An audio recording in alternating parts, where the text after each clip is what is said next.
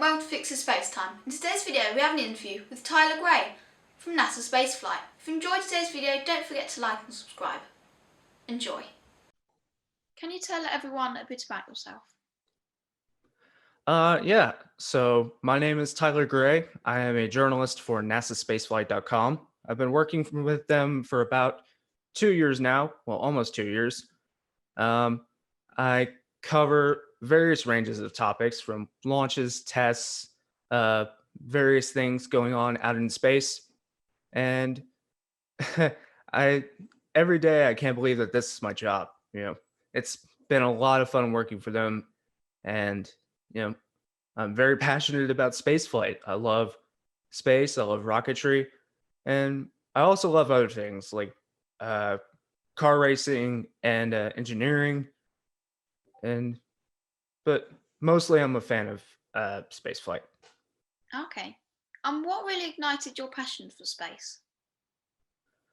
Well, that's a good question. I would say a moment back when I was younger, my science teacher told us about an upcoming shuttle launch. And of course, that launch turned out to be the last launch of Shuttle Discovery, STS 133.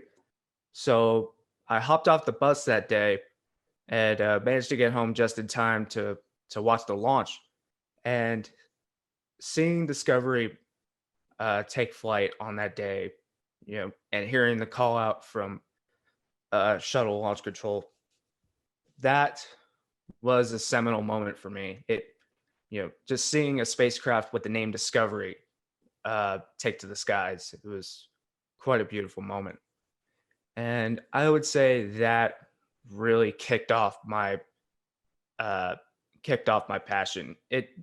Uh, of course, I was just, you know, oh, it's so cool, Discovery, and space, and rocket go boom. But uh, I've I would say that was the big moment for me. Yeah. Okay. Where did you learn all about space and spaceflight? I've seen some of the articles you've written. Where did you learn all of that? For the most part, I was self-taught. Uh, of course, there was schooling involved, and the courses I would take in middle school and high school. But for the most part, I was self-taught because um, there's a lot of stuff to learn that teachers don't often tell you about. I mean, they could tell you, of course, that you know, rockets are fueled by hydrogen and oxygen, or black holes are awesome, and they don't really go into exactly why. So it really all comes down to how much you're willing to learn about the subject, and throw yourself um, into that sphere of learning. Okay. And yeah, it's a pretty intense learning curve, but uh, lucky for me, I managed to figure it all out. Okay. Can you tell me a bit more about what it's like working for NASA Spaceflight and what kind of things do you do specifically? Sure.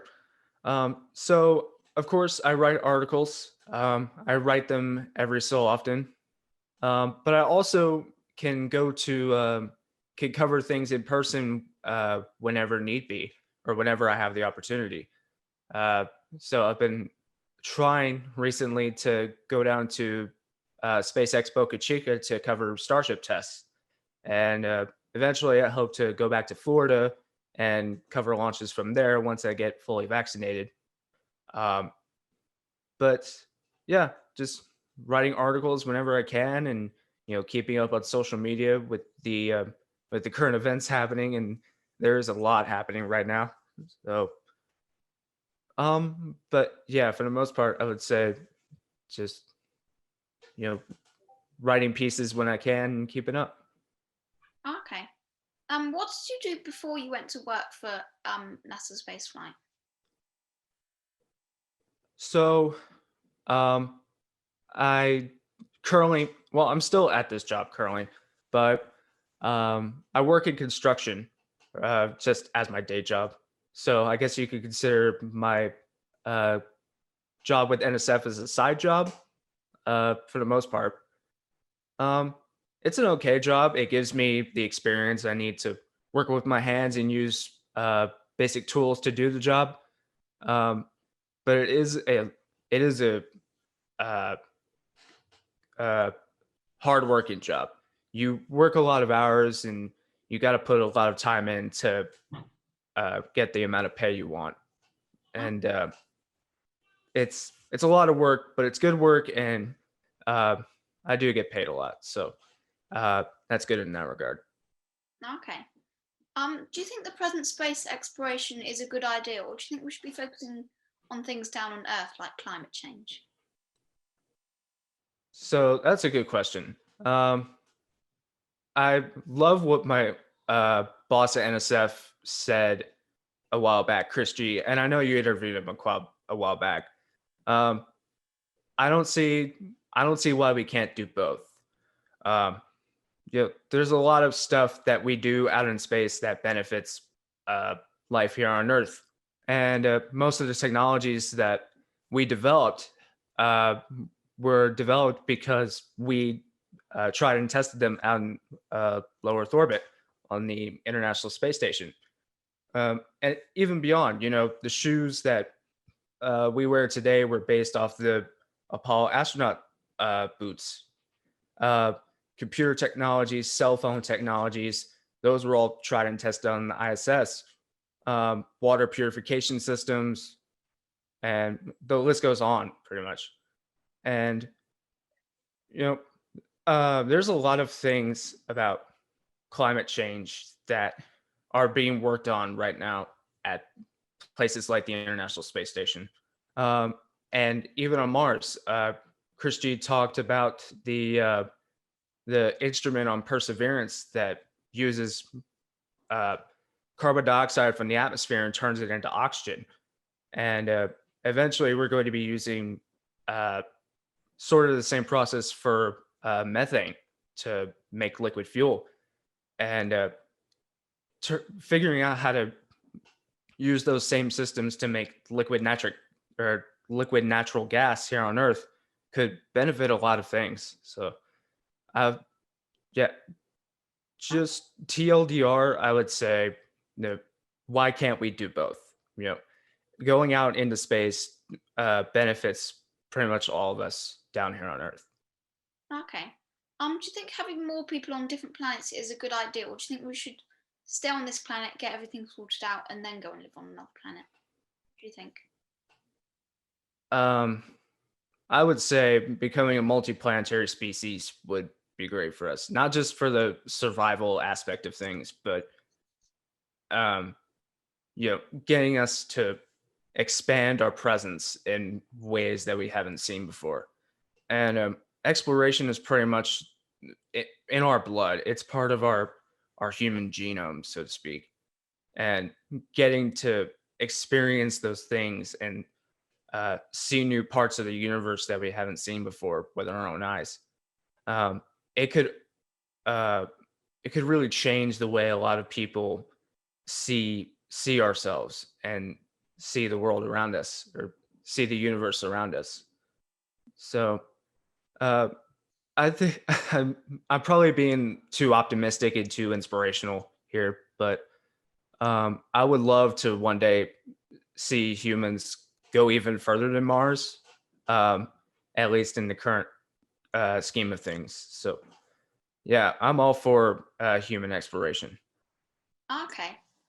What launches have you watched in person, if you've watched any, and what launches would you like to watch in person?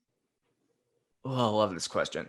So far, I have seen a Falcon Heavy launch that would be STP-2 in June 2019, or yeah, June 2019, and two Starship test flights in SN8 and SN10.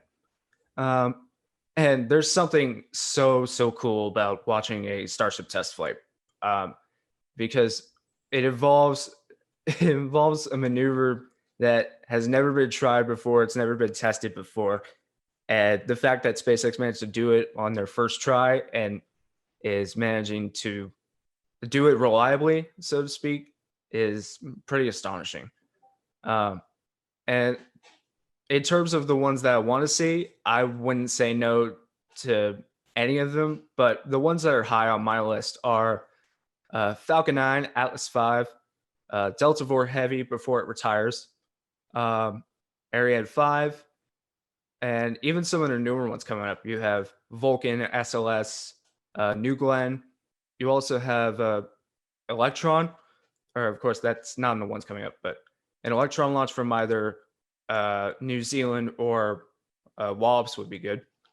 And even Firefly, they have a launch coming up of their Alpha rocket that they're looking to debut pretty soon.